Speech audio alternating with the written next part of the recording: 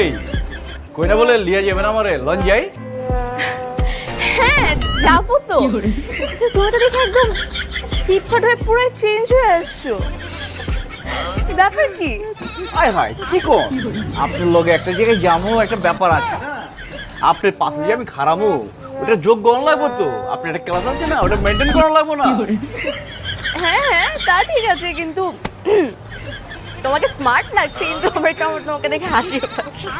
মানে আপনি যদি এমনি কথা কোন আমার শরম লাগতেছে, কইলাম আমি শরম পাইতেছি অনেক।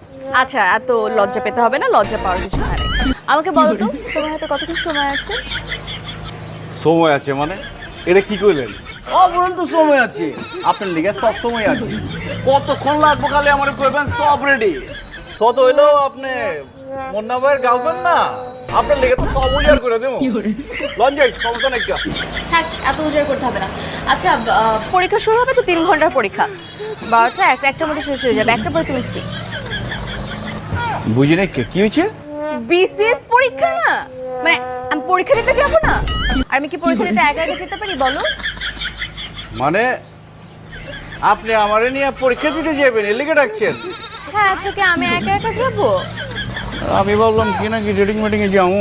কিছু বললা? না না কি গো, আপনি পরীক্ষা দিতে যাইবেন আমি আপনার লিয়ে যাবো, আপনি পরীক্ষার হলে ঢুকবেন আমি বাইরে খাড়া থাকুম, আপনার পরীক্ষা শেষ হইব আপনারা আবার নিয়ে হোম, একটা দায়িত্ব আছে না? Very impressive. চলো। ঠিক আছে চলেন।